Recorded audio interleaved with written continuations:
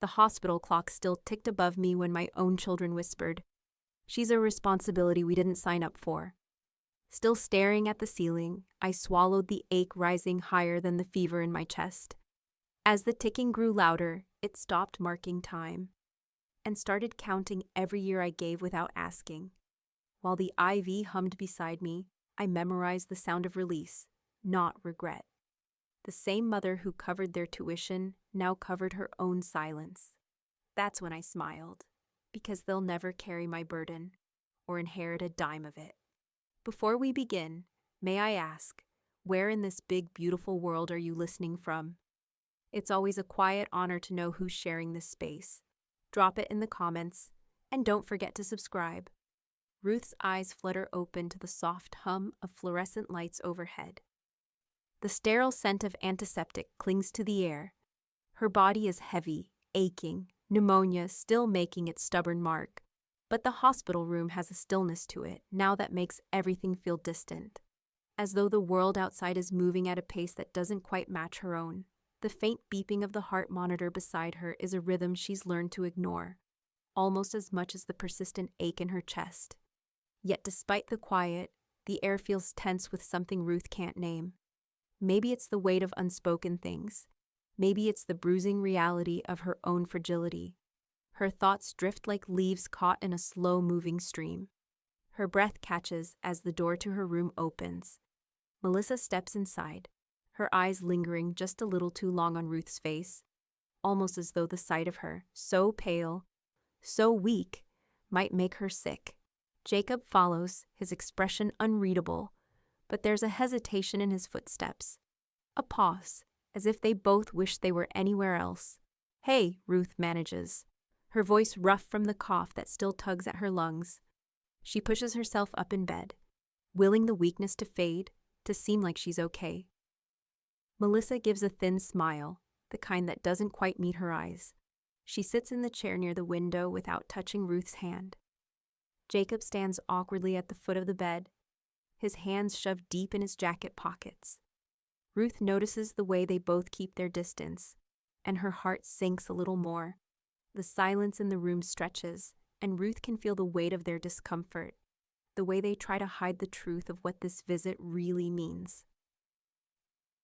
She wonders if it would be easier if they just said what they were both thinking. Finally, it's Jacob who breaks the stillness. "We can't stay long," he says, his tone flat, distant. Ruth nods, swallowing the bitter taste that rises in her throat. "I understand." The words hang there, unspoken. Her eyes flicker to Melissa, who's now fiddling with her phone. Ruth's throat tightens, but just as quickly as they arrived, they leave. 10 minutes, maybe. It feels longer, stretched thin between each tick of the clock. When the door clicks shut behind them, Ruth feels the emptiness settle over her like a thick, suffocating blanket. She closes her eyes, letting out a slow breath. And then, as if they were always there, the voices seep into her mind, cutting through the quiet like shards of glass. "I'm telling you, she's a responsibility we didn't sign up for," Melissa's voice echoes in the hallway. Too loud, too clear, Jacob's response is soft but sharp. "She should have planned better." Ruth's heart lurches, the words cutting deeper than she could have ever anticipated. She presses her fingers to her temples, trying to hold the sudden rush of heat and shame at bay. They should have been here. They should have been here, not standing outside the door, talking about her as if she were an inconvenience, a burden they never asked for. She feels herself shrinking inward, her chest tightening with each heartbeat. She's not even worth their time anymore, is she? The pain is not the pneumonia. The pain is in the realization that she is nothing more than a responsibility, a weight they carry grudgingly. Her eyes close against the wave of nausea that rises in her throat. Her lips move silently, the words too bitter to speak, but she does it anyway. Should have planned better. The words sound like they belong to someone else. A distant, cruel voice that's not her own. Ruth shakes her head slowly, as though trying to rid herself of the sound. A soft knock on the door. Ruth straightens, wiping at the dampness on her cheeks she hadn't noticed before. Barbara steps in, holding a steaming mug of ginger tea. Her smile is warm, but there's an edge of concern in her eyes that Ruth can't ignore. "They come?" Barbara asks gently, her gaze flicking to the door as if expecting them to come back. Ruth nods, her mouth dry. "Just long enough to leave." Barbara doesn't ask any more questions. She simply sits down beside the bed. Placing the mug on the small table beside her, Ruth watches as Barbara picks up the cup and holds it towards her, but Ruth doesn't reach for it. Instead, she stares at the steam rising from the surface, watching the curling tendrils as they disappear into the air. Her throat feels too tight to swallow anything. "You don't have to be strong for them, you know," Barbara says quietly. "You've been strong long enough." Ruth forces a weak smile, but the words feel foreign.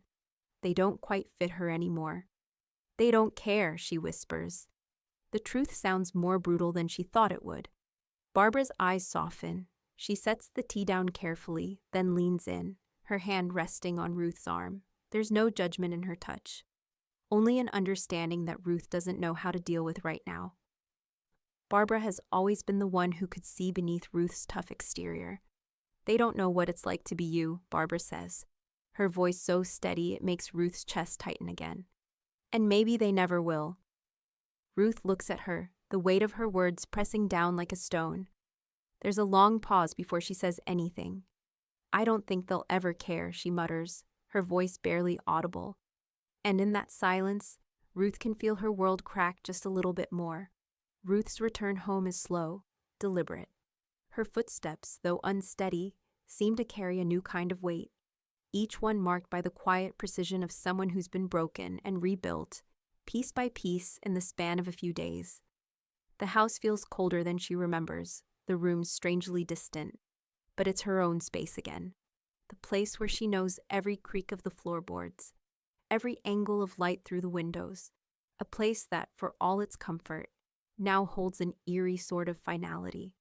The front door clicks behind her, a small, almost insignificant sound, but it feels like a door to another chapter closing. She stands in the hallway, looking around, unsure what to do with the feeling that has settled inside her chest.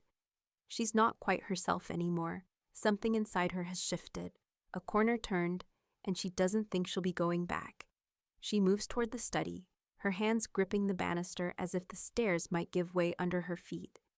At the top, she makes her way through the door of the small, dimly lit room.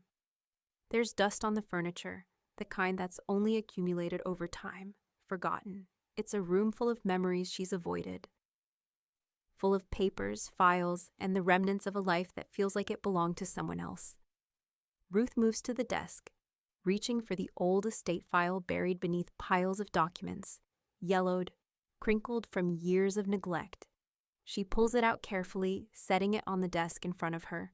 The smell of old paper fills the air, a reminder of the past that she's been too tired to face until now. She flips through the file, each page heavier than the last.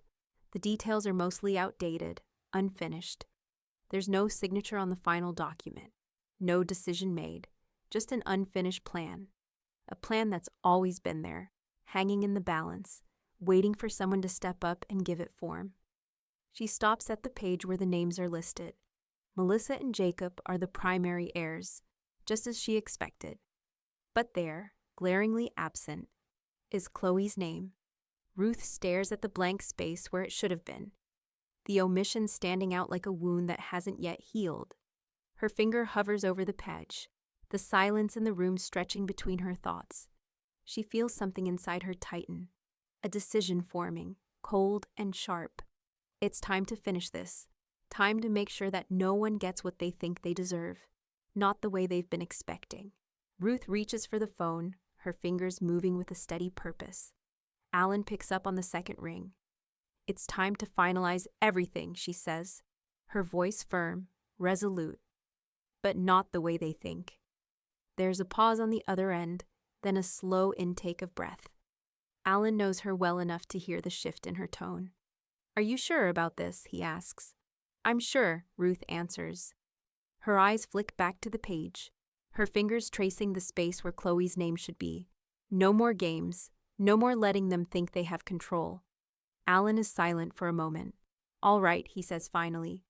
We'll need to bring everything into the open. Bring receipts. We'll build this clean. Ruth exhales, leaning back in the chair. Her gaze is distant, focused. This was never about revenge. It was never about the money or the power. It was about what was true and what needed to be said. Just as she's about to hang up, Barbara appears at the doorway. Her expression is unreadable, but Ruth can see the glint of concern in her eyes. Let me guess, Barbara says, crossing the threshold of the room. You're writing them off? Ruth's lips curl into a half smile. No, I'm just writing what's true. Barbara nods, a soft understanding passing between them. Ruth knows that this won't be easy, not for her and certainly not for anyone else, but it's the only way forward. As she ends the call with Alan, a finality settles over her. Everything that's been left unsaid, every quiet injustice, every omission, she's about to put it all into motion. The plan is no longer just an idea. It's a reality. And this time, Ruth won't be the one left behind. The doorbell rings, sharp and insistent, breaking the silence. Ruth's heart skips a beat. Who's come now? Ruth stares at the phone vibrating on the table, the name Jacob lighting up the screen. Her thumb hovers over the call button for a moment, the weight of every unanswered message between them pressing down. She doesn't need to hear his voice right now, doesn't need to pretend everything's okay when it's not. Instead, with a practiced breath, she slides the phone aside and opens her laptop. The screen flickers to life. Her eyes narrow as she enters her online banking account. The cursor blinks steadily, a reminder that all of this, everything she's done to this point, is just the beginning. There's no turning back now. Her hands hover above the keys. Then, with a sharp click, she starts going through the automatic transfers, each one tied to subscriptions and services that now feel like chains. Melissa's family plans for streaming, their joint grocery order accounts. All of them, draining her account without a second thought, without a sense of what Ruth's life is truly like. She cancels each one without hesitation, a small but satisfying action, like cutting away a part of herself she no longer needs. There's no apology in it, just a quiet, necessary severing of ties. She pauses for a second, staring at the screen, her mind racing ahead to the next step. A long breath escapes her as she opens another window, a local senior co-op she's been eyeing. It's far away, unfamiliar, but it's hers. It's the kind of place where people like her can rebuild their lives without needing the approval or the help of those who've let her down. She's not ready for it yet, but the application fee? That she can handle. With a few clicks, the payment is made. A confirmation email pops up in her inbox. Ruth stares at it for a moment, letting the idea of freedom sink in, letting the possibility of her own space feel real again. It's not much, but it's a start. The sound of footsteps in the hallway brings her back to reality. Barbara enters carrying a pile of papers, budget sheets, grocery lists, the kind of practical things that Ruth used to ignore. She doesn't ask, doesn't even seem to notice the disarray in the room, or the cold tension between them. Instead, she takes a seat at the small table, unfolding a notebook and pulling a pen from her pocket. Ready to make some changes? Barbara's voice is steady, but Ruth can see the edges of concern in her eyes. Ruth looks at her, her eyes hardening with determination. Yes, let's do it. Barbara smiles faintly, flipping open the notebook to a fresh page. All right, let's start with the basics. We'll adjust your budget for this new reality. Ruth watches her as she writes, her hand moving confidently across the page. It's almost soothing. The way Barbara takes control of the things Ruth can't quite grasp on her own. She knows how to be practical, how to think ahead, and it's exactly what Ruth needs. She watches as Barbara neatly lists out the things that matter now: groceries, medical expenses, small luxuries that Ruth can afford if she plays it smart. It's a new budget, one that only includes the people who are actually present, the ones who show up when it counts. After a long silence, Barbara pauses and looks up at Ruth. Anything else you want to add? Something that doesn't need to be here? Ruth looks at the numbers for a moment, then shakes her head. No, it's fine. Let's keep it simple. Barbara nods, and together they begin outlining new priorities. It feels like a cleansing, each word a reaffirmation of what Ruth can control. As they finish, Ruth's phone vibrates again, and this time it's Alan's name. She answers before it has a chance to ring out. Ruth? Alan's voice comes through the speaker, low and steady. I've updated the power of attorney. Melissa is gone from the document. It's clean. Ruth exhales a long breath, a weight lifting off her chest. Thank you, Alan. I've also added Chloe as your medical proxy, Alan adds, his voice careful. It's official.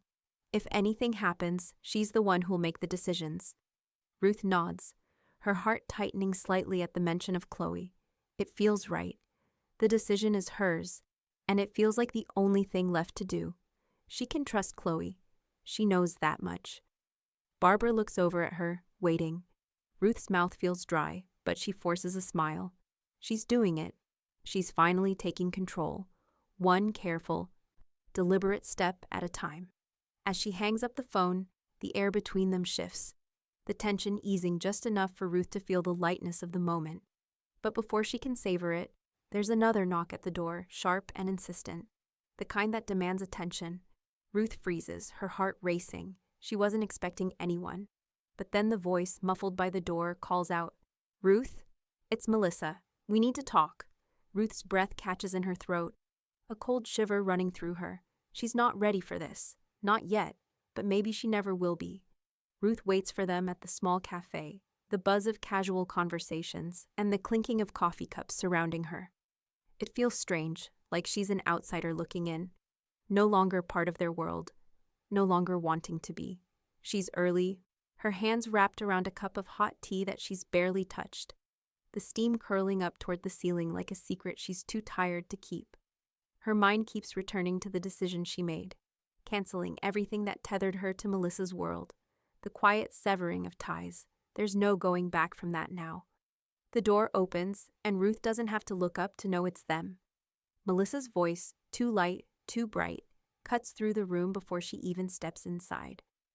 "Ruth," Melissa says with too much enthusiasm, like a false note in a song. "We're so glad you could meet us." Ruth barely nods, setting the tea down as they slide into the seats across from her. Jacob is with her, his expression distant but watchful, the air between them thick with things left unsaid. Ruth notices how they both seem to be scanning the room, not quite meeting her gaze. She feels the weight of their presence, but it's a weight she's beginning to shed. Without a word, Melissa reaches into her bag and pulls out 3 glossy brochures. The color is too bright, too sterile, and the corporate sheen of them feels almost insulting in this moment. "These are some options for you," Melissa says, handing the brochures over. Her fingers linger on the paper as if she expects Ruth to be impressed. They're clean, supervised. Medicaid covers most of it. We've looked into them. These places will take care of everything. Ruth takes the brochures but doesn't immediately look at them. The words feel like a cage being set down in front of her. She can already hear the unspoken command beneath the suggestion. This is your only choice. Her hand grips the papers, the weight of them suddenly making her feel smaller. She lets the silence stretch out between them before she finally speaks. "Thanks," Ruth says, her voice quiet but firm. "I already applied somewhere." Melissa blinks, and the air seems to freeze.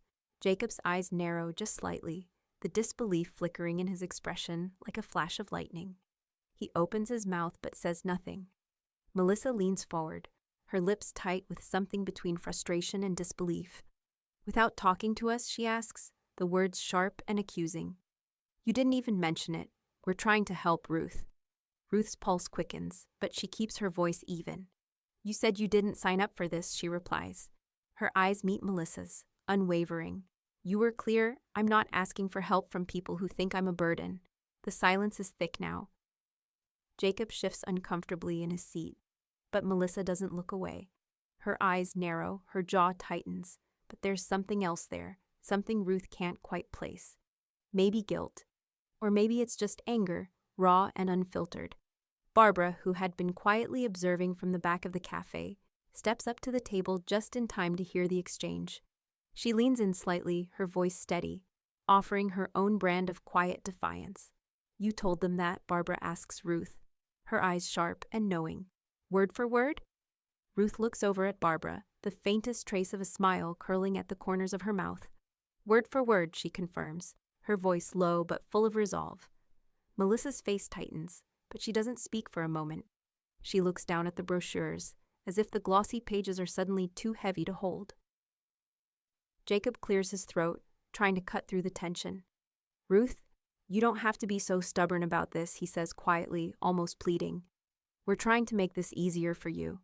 But Ruth isn't listening anymore. She's already standing, the chair scraping against the floor with a sharp sound. Her hands are steady, even though her pulse is racing. I don't need your version of easy, Ruth says, her gaze sweeping over them one last time. I don't need any of this. She taps the brochures against the table once, her eyes cold. You wanted distance? Well, I'm giving it to you. I'm done being your responsibility.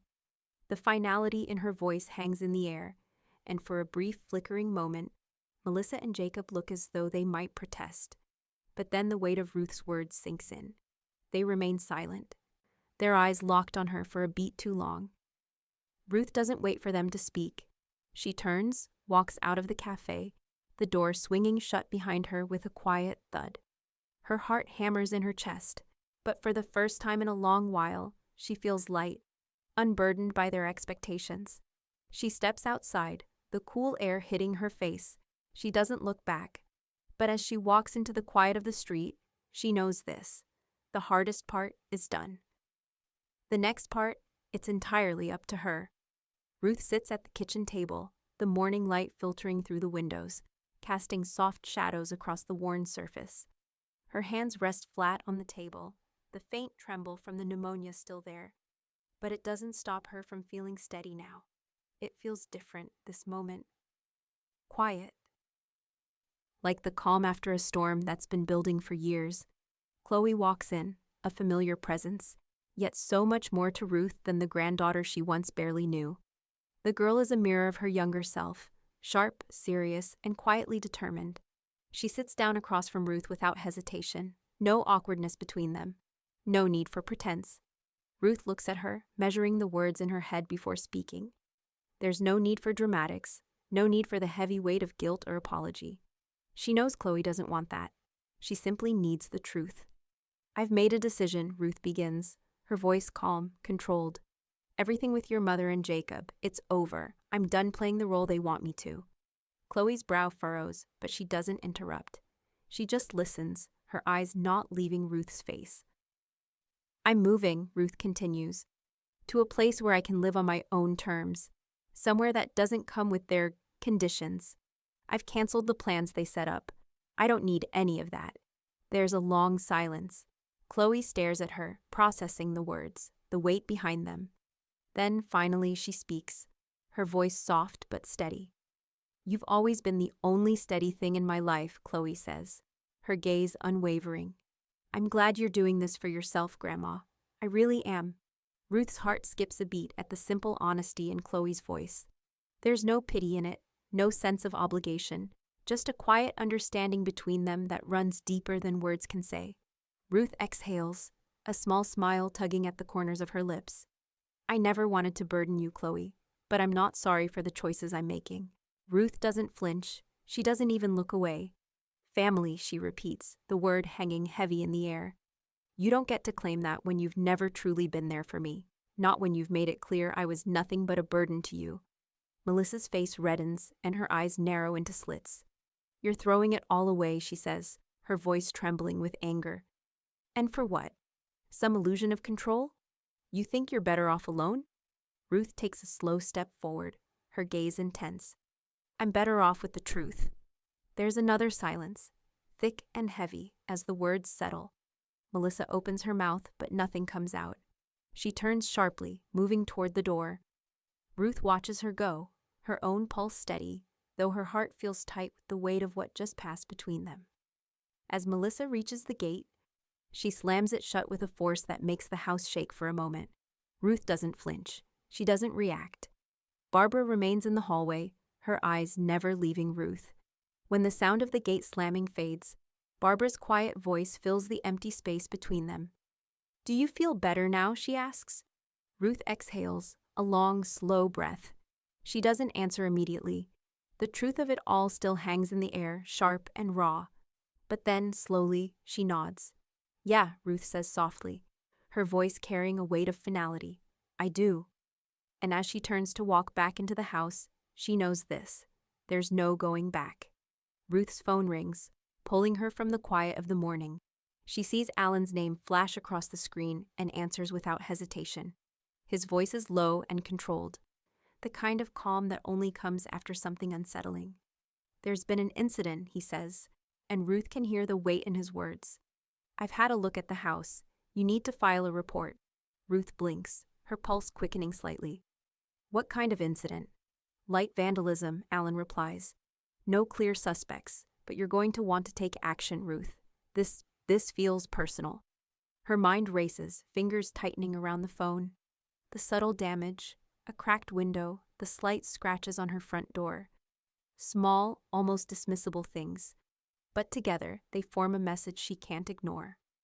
"I'll file it," Ruth says, her voice steady, but inside, she feels the sharp edges of something unfamiliar: vulnerability, fear.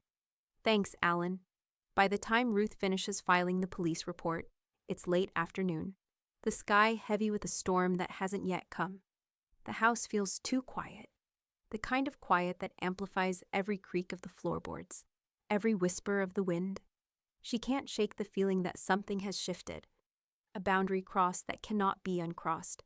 Alan arrives just as the sun dips below the horizon. He's carrying a small box, his face grim as he steps into the foyer. He places it carefully on the table. "Camera," he says, his voice gruff but practical. "Front door. We'll make sure this doesn't go unnoticed again." Ruth nods, her hands clasped tightly together. The thought of constantly watching the footage unsettles her, but she understands why it's necessary. "Thank you." Alan doesn't stay long. He sets up the camera quickly, showing Ruth how it works with calm precision. "If you see anything suspicious, you know what to do." He leaves without another word, but his presence lingers. Ruth stands by the front door for a long moment, staring out into the darkening street. The house feels more like a fortress now, one that she's trying to defend from people who should never have crossed her path in the first place. Later that evening, Chloe calls.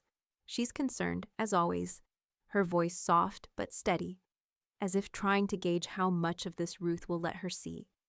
"You think it was them?" Chloe asks carefully, the question hanging in the air between them. Ruth pauses, the weight of the question sinking deep. It's more than just about the damage. It's about what they've already tried to take from her peace, her autonomy, the quiet, insidious way they tried to make her feel small. "I think they want me to know I'm alone," Ruth replies, her voice barely above a whisper. "I think they want me to remember who's really been there and who hasn't." Chloe doesn't answer right away, and Ruth can almost hear the gears turning on the other side of the line. "Don't let them get to you," Chloe says softly. "You don't need them." Ruth smiles faintly, her heart softening at her granddaughter's unwavering support.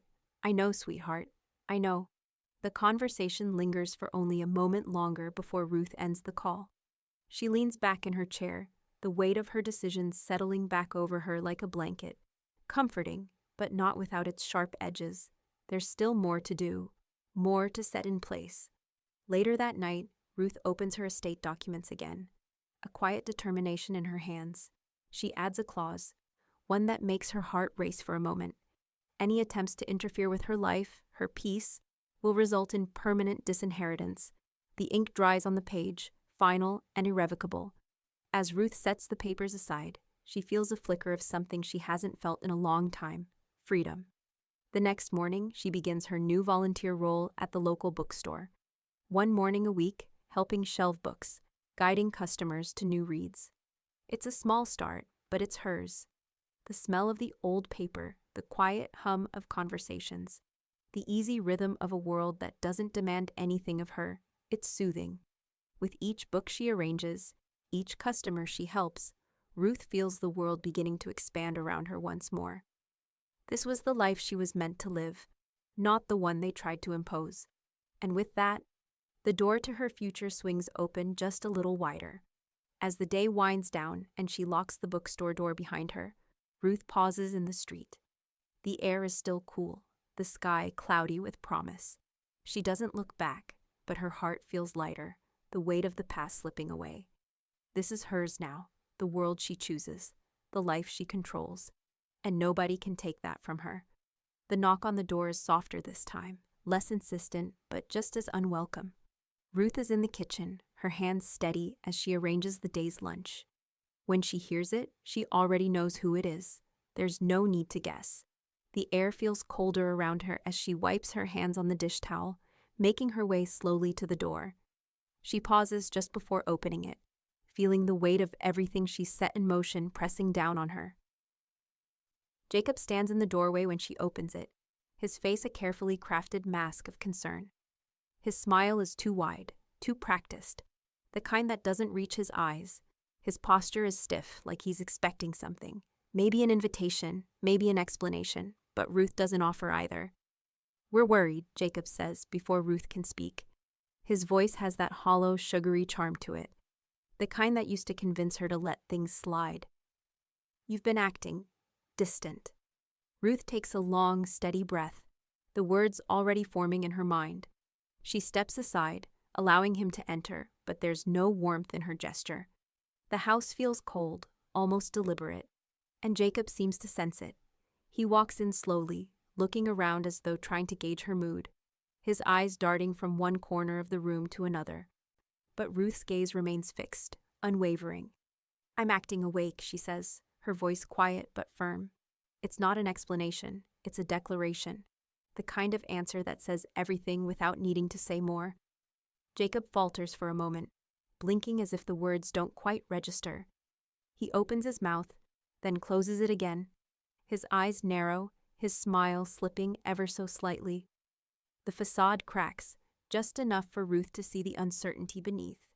But he doesn't ask any more questions. Instead, he shifts uneasily in place, his eyes moving to the coffee table, where Ruth has placed a copy of her new estate outline. Ruth picks it up slowly and hands it to him, the paper sharp and crisp between her fingers. Jacob looks at the document as though it might bite him. His hands tremble slightly as he flips through the pages, his face draining of color as the reality of what's written on them sinks in. "You're cutting us out?" he asks, his voice rising, tinged with disbelief. The words hang in the air, a question that's more accusation than anything else. Ruth watches him, her expression neutral. It's not anger she feels, at least not anymore. It's something else entirely, something quieter but far more powerful. "You cut yourselves out," she says calmly, her gaze never leaving his. "I just stopped holding the scissors." The silence stretches out between them, thick and suffocating. Jacob's fingers tighten around the papers, his knuckles whitening as he processes the weight of what she's just said. The confidence Ruth feels now is foreign, almost unnerving. It's a version of herself that she's never seen before, one that no longer feels like she owes anything to the people who've tried to define her life for so long. Jacob takes a step back, blinking rapidly, as if trying to compose himself. The smile is gone now, replaced by something darker, something Ruth knows all too well. He can't hide his anger anymore, not even with the pretenses he used to rely on. "Fine," Jacob spits, his voice low, venomous. "You'll regret this, all of it." He turns, heading for the door, but Ruth doesn't follow him, doesn't stop him. She's already said what she needed to say. The door swings shut behind him with a soft thud, leaving Ruth standing in the quiet aftermath. For a moment, she just stands there, feeling the weight of her own choices sink deeper into her bones. The house feels more like home now than it ever has. And the world outside? It's no longer her responsibility, not anymore. The sound of the car starting in the driveway echoes faintly in the distance. She doesn't turn to watch. She doesn't need to. Ruth exhales, steady and calm. "This is the life I choose." The day of the independent capacity assessment is chilly, the air carrying a weight of impending change. Ruth has known this moment was coming, the one where she has to prove to everyone, but mostly to herself, that she is still in control, that the decisions she's made are hers, and hers alone. Alan arrives early, his presence calm and efficient. He's always been a steady force, someone Ruth trusts to navigate the bureaucracy of a world that often makes no sense. He doesn't say much as he leads her to the living room, where a woman with a warm, professional smile waits for her. Dr. Frances Miller, the evaluator, introduces herself, her tone kind but businesslike. "Ruth, I'm just here to ask you a few questions. It's all very straightforward. We'll get through this quickly," she says, settling into the chair opposite Ruth. The clipboard in her hands looks almost too official for the warmth of the room. Ruth nods, sitting up straighter, her hands steady in her lap. She doesn't feel nervous, not anymore. This is just another step, and she's ready for it. The questions come one after another, simple things at first. What's today's date? What year is it? What's the name of the current president? Ruth answers without hesitation, her mind sharp. Each response a direct hit. The evaluator makes a few notes, but Ruth doesn't flinch. She can feel Dr. Miller's eyes, the way they flicker occasionally, but Ruth gives nothing away. There's no confusion, no hesitation, just clarity. Then come the trickier questions. What's the capital of Canada? What do you remember about your childhood? Ruth answers with ease, with precision. Her thoughts are ordered, deliberate. She feels the weight of her choices, but there's no regret, no faltering. After a while, Dr. Miller sets the clipboard down, a quiet laugh escaping her lips. "You're more together than I am," she says, shaking her head in a mix of amusement and admiration. "I think you've passed with flying colors." Ruth doesn't smile. She doesn't need to. But she feels something shift inside her. It's more than just passing a test. It's the confirmation of her strength, her autonomy. The world, with its expectations and its attempts to control her, had underestimated her. And today, she's shown them all. Later that week, Ruth receives the formal notification that the petition from Melissa and Jacob has been denied. The court documents are clear. Ruth's mental and physical capacity are intact. There will be no intervention, no contesting of her decisions. She's free, but Ruth doesn't stop there. She grabs the envelope with the finality of a woman who has crossed a threshold, her fingers gripping the paper as she reads through the cease and desist order. It's simple, clean, and precise. No further contact from them, not for any reason. No more phone calls, no more visits. The last of her ties to the people who never truly saw her as she was, only as a problem to be solved, are severed. She sends the letter with a firm hand, watching the envelope disappear into the mailbox with a sense of completion. The weight of it settles into her chest like a weight finally lifted. Later, Barbara is sitting on the porch when Ruth returns. She watches Ruth with that familiar, calculating gaze. The silence between them speaks volumes before Barbara finally breaks it. "You just slammed the last door," Barbara says, her voice softer than usual. Ruth stands at the top of the stairs, looking out at the empty street, the weight of everything falling into place. "It never had a lock," Ruth says, her voice low but resolute. The sun is dipping below the horizon, casting long shadows across the porch. Ruth exhales slowly, the finality of her decision sinking in. The world feels different now, more expansive, freer, like she's standing on the edge of something new. And for the first time in a long while, Ruth doesn't feel the need to look back. She's done with the past, with the people who tried to define her. The only thing left to do now is move forward, into the future she's finally made for herself.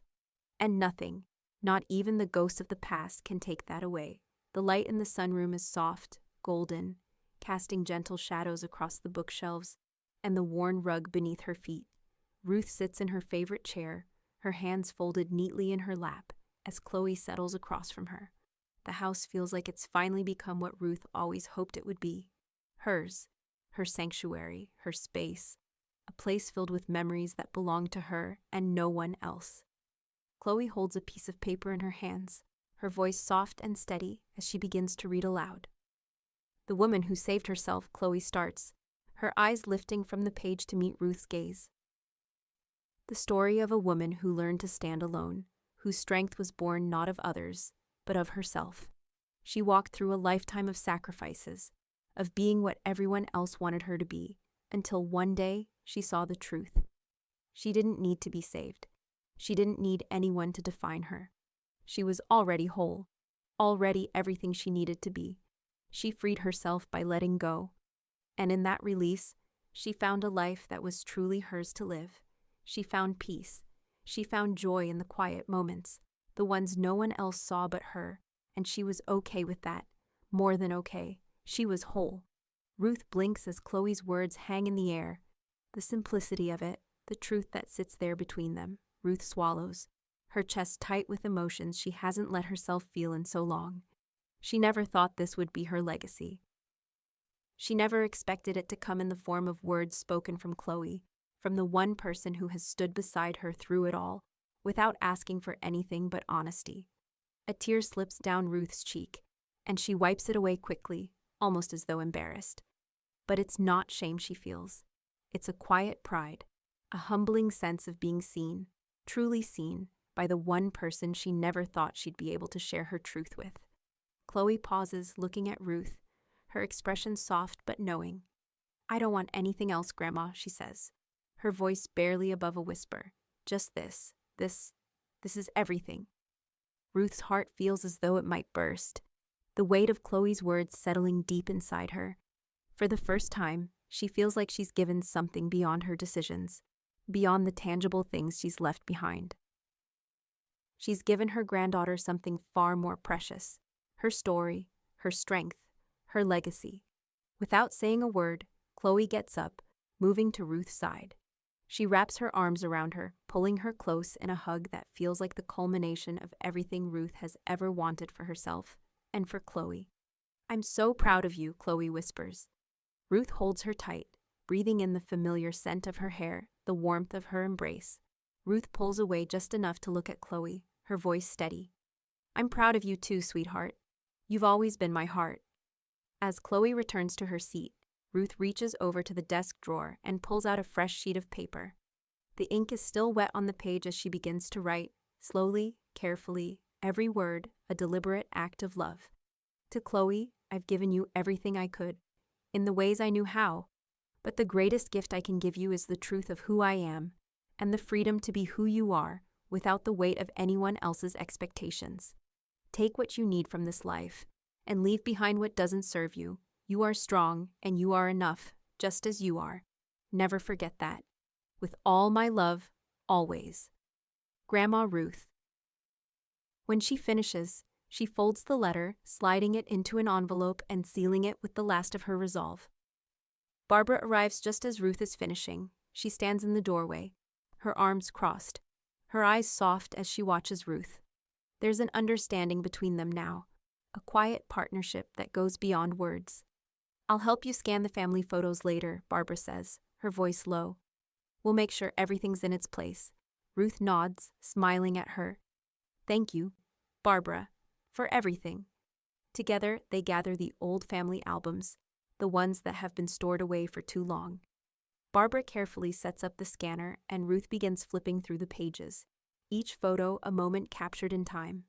There are pictures of a young Ruth, smiling, vibrant, moments she thought were lost to her. There are images of Chloe as a child, her wide eyes full of curiosity, a promise of the future Ruth can now see so clearly. For hours, they worked together, Barbara helping Ruth navigate through the past, and Ruth feeling the presence of those who came before her. It's a quiet sort of healing, this act of preservation, a way of making sure the past doesn't stay locked away, but is instead held close, honored, remembered. Later, as the sun begins to set, Ruth finds herself back in the sunroom, her favorite chair waiting for her. She sits there, the soft hum of the world outside barely reaching her, and takes in the calm she's created. Her house, her life, is finally hers again. And as she watches the fading light dance across the floor, Ruth feels something more than peace. She feels a deep, unshakable sense of contentment, one that can only come when a person has fought for their own happiness and found it, not in someone else's approval, but in their own heart. And for the first time in her life, Ruth doesn't feel the need to ask for anything more. This is her legacy. Ruth stands at the window, watching the rain fall softly against the glass, the world outside blurred by the quiet drizzle. It's the kind of day where time feels suspended, where even the smallest movements are magnified. She feels it too, the weight of every decision, every moment that's led her to this point. The contest, the challenge that Melissa and Jacob have forced her into, is almost over. The fight has been long, but Ruth has fought it on her terms. Alan calls, and she answers immediately, her pulse steady. "It's done," Alan says, his voice a mixture of satisfaction and finality. "We filed clean. Every document, every witness statement. The case is airtight. The challenge won't last another week." Ruth exhales, the tension in her chest that she hadn't even realized was there, loosening just a little. This was the final act of defiance, the final step in reclaiming her autonomy. The past has finally been put to rest. "Good," she says, a small but genuine smile tugging at her lips. "Make sure they know they've lost. And that there's no room for negotiation." Alan's laugh is low, but there's an edge to it, a shared understanding between them. "They won't get far. You've got everything you need. I'll send you the bill once it's all processed. You can settle it all at once." Ruth leans back in her chair, letting her gaze drift back to the window. "I'll pay it," she says, the words deliberate, clear. "And this is the last dollar I'll ever spend on them." The finality of it hits her, not as a wave of anger, but as a quiet satisfaction, as though a burden she didn't even know she was carrying has been set down. She's not just free of them, she's free from the past they tried to create for her. When Ruth hangs up the phone, her hands are steady, her heart light. The doorbell rings just as she's slipping the check into an envelope. She stands, walking to the door with a calm that feels almost foreign but deeply familiar. Chloe is standing there, her eyes searching Ruth's face as though she's trying to gauge how much of this Ruth will let her see. She's always been the one who wants to protect Ruth, to carry her burden, but today, Ruth doesn't need protection. "Everything okay?" Chloe asks, her voice soft but filled with concern. Ruth smiles, a small, almost secretive smile, the kind that holds more than just the relief of having won a battle. It holds something deeper, something she's only just realized she's allowed herself to feel. Peace. "Better than I've been in years," Ruth says, her voice steady, her gaze unwavering. "I'm free, Chloe. For the first time in my life, I'm free." Chloe's eyes soften, and she steps forward, enveloping Ruth in a hug. It's brief, but it's enough. Ruth holds her tightly, feeling the warmth of the moment settle into her bones. She doesn't need anything more than this. Later that afternoon, Barbara arrives with a smile, her arms loaded with a basket of fresh bread and cheese. Ruth looks at her, grateful. She's always been there, not just for Ruth, but for the quiet kind of friendship that Ruth never knew she needed. "I thought we should celebrate," Barbara says, setting the basket down on the kitchen table. "A quiet freedom lunch, just the three of us. No distractions, no one else, just us." Ruth smiles, feeling something shift inside her. The tension that had once filled her life, the weight of family expectations, of old obligations, is gone. In its place is this, a new kind of peace, one that's been built slowly but deliberately. As they sit down to eat, the conversation is light, easy. They talk about everything and nothing, stories from the past, the things they've been doing, the future that's starting to look bright again. Ruth feels a sense of belonging here, at this table, surrounded by people who choose her and who she chooses in return. "Here's to us," Barbara says, raising her glass. "To quiet freedom." Ruth raises her own glass, the words filling her with a warmth she hadn't expected. The future is still uncertain, still unwritten, but in this moment, it's enough to know she's in control of the pen. "To us," Ruth echoes softly, and as she takes a sip, she knows, there's no looking back now. Ruth stands in front of a room full of strangers, the soft murmur of conversation slowly fading as the announcement is made. The ceremony has an air of formality, white tablecloths, dim lighting, and the quiet hum of anticipation, but none of it feels foreign to Ruth. This is her moment, her step forward into the light she's fought for, not the one she was expected to walk into. The applause begins before she's even reached the stage, a surprising swell of noise, polite but warm, that grows louder with each step. She can feel it, feel the weight of it as it settles on her shoulders, the weight of recognition. It's not for anything grand, not for an award that the world will remember. It's for something far quieter, for her strength, her persistence, her quiet but steady refusal to be unseen any longer. Ruth smiles, a soft curve of her lips, and she feels the shift in her heart as she steps forward. The sound of applause washing over her. She's not nervous. Not this time. For the first time in her life, standing there under the spotlight, Ruth feels like she's exactly where she belongs. Chloe is sitting in the front row, her camera clicking as she takes pictures, her excitement so palpable that Ruth can practically feel it vibrating across the room. Chloe's smile is the loudest, her cheers the ones Ruth hears the clearest.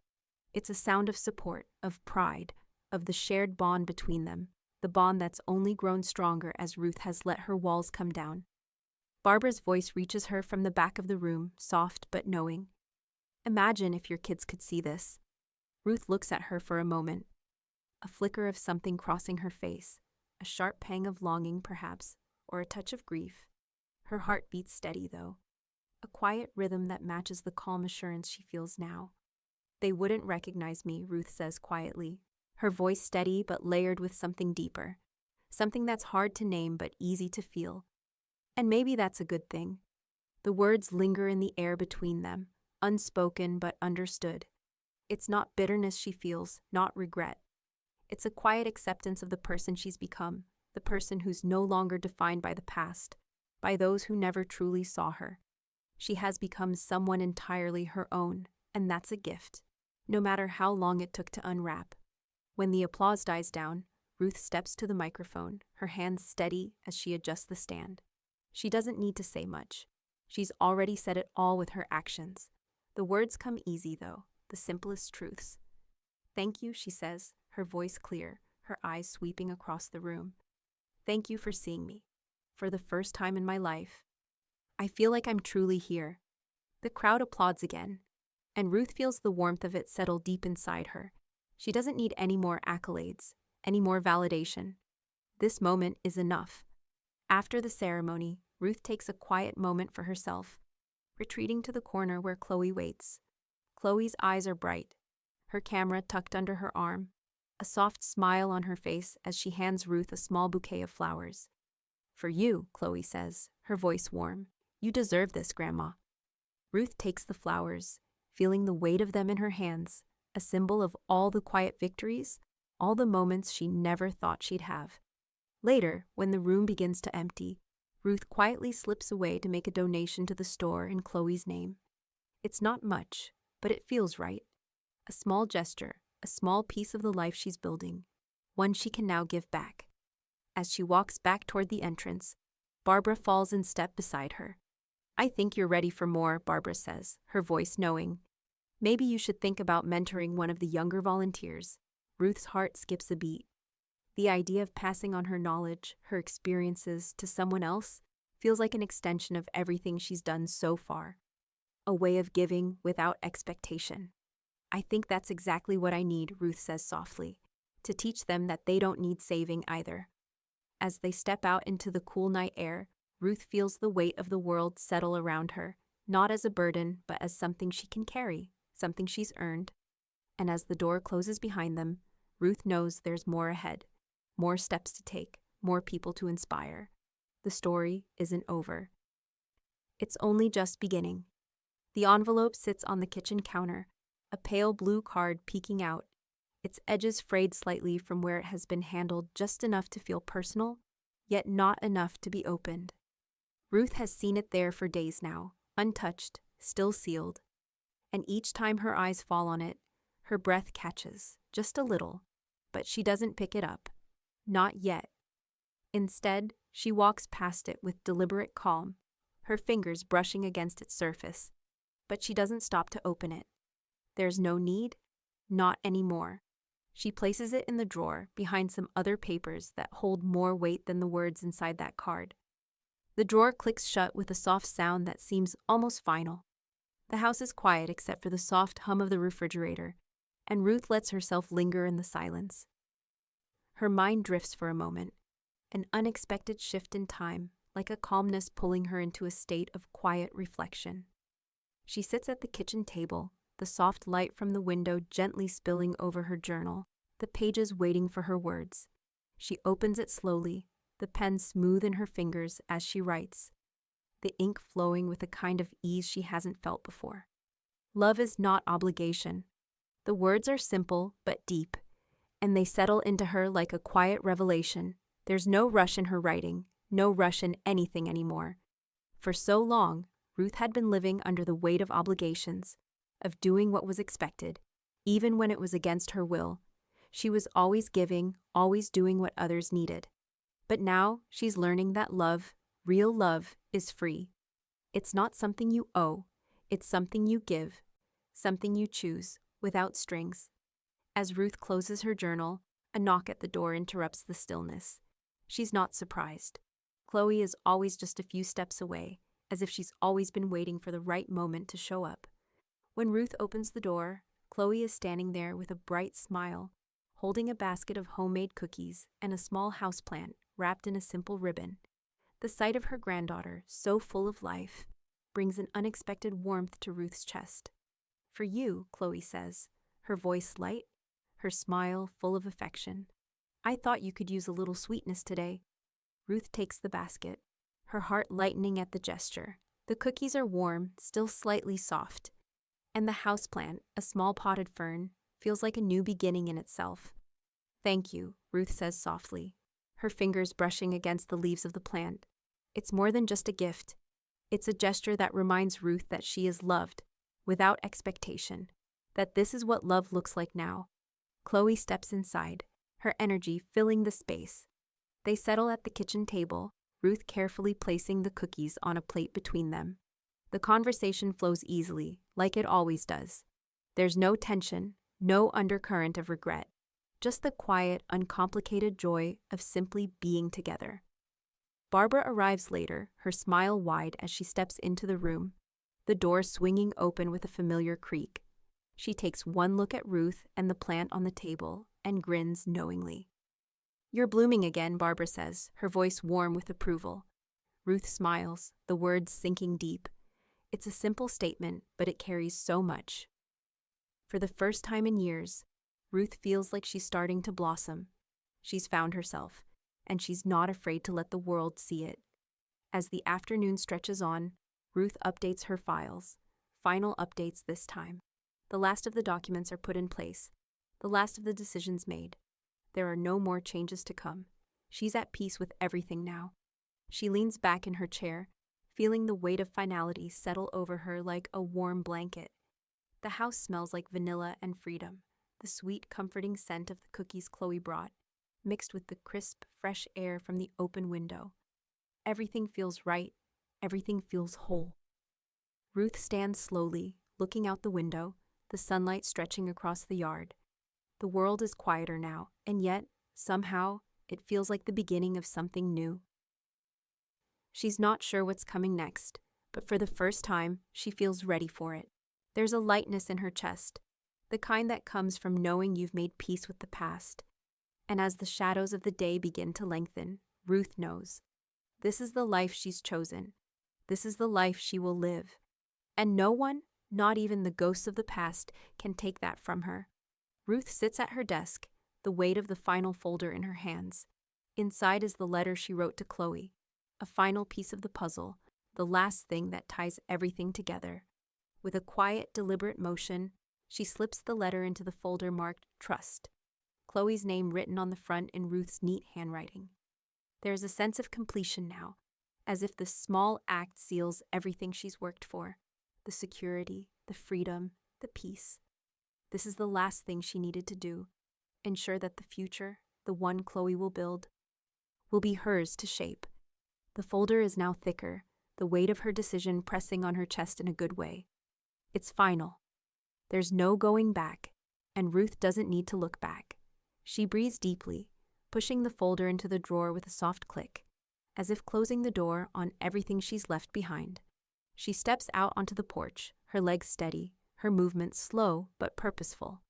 The evening air is warm, the sky softening into dusk.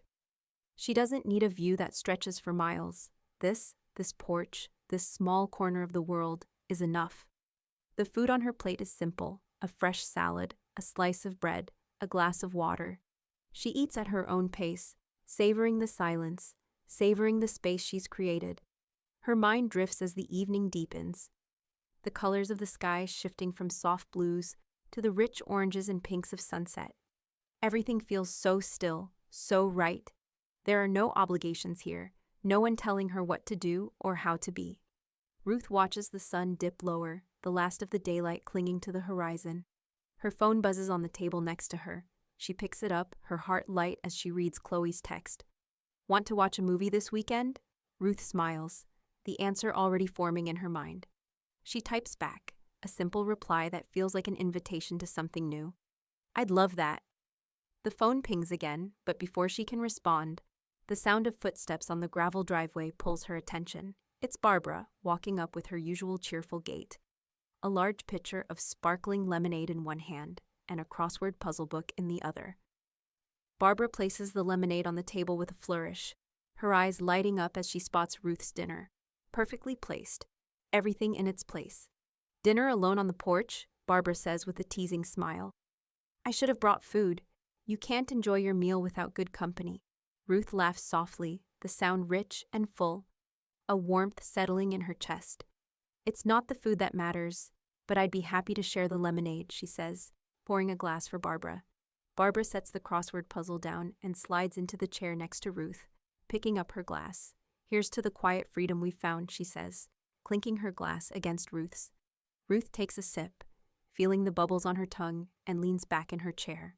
The silence stretches between them, companionable, comfortable. It's not uncomfortable silence. It's the kind of peace Ruth has fought for, the kind of silence that's sweet because it's filled with understanding, not resentment. The sun has fully set now, and the stars are beginning to peek through the indigo sky. Ruth breathes in deeply, feeling the cool night air on her skin, and then turns her attention back to the journal sitting on the table beside her. She picks it up, the pen in her hand now feeling more like an extension of herself than it ever has before. Slowly, she writes her final line. Each word comes easily, as if it's been waiting there for years. They were right. I wasn't their responsibility. I was my own. The pen hovers above the page, but Ruth doesn't write anything else. There's nothing more to say. She sets the pen down and leans back, letting the weight of everything sink in. In the stillness, Ruth writes the final line of her story. When I got sick, my children said I was a responsibility they didn't sign up for. I made sure they'd never have to worry about me or my money again. She closes the journal with a soft sigh, feeling the lightness of the moment wash over her. For the first time in years, Ruth feels the finality of it all, nothing more to prove, nothing more to give, just a quiet sense of peace. The night stretches out before her, and Ruth smiles softly. She doesn't know what the future holds, but for the first time, it feels like she's ready for it. And this time, there's nothing at all, that can take it from her.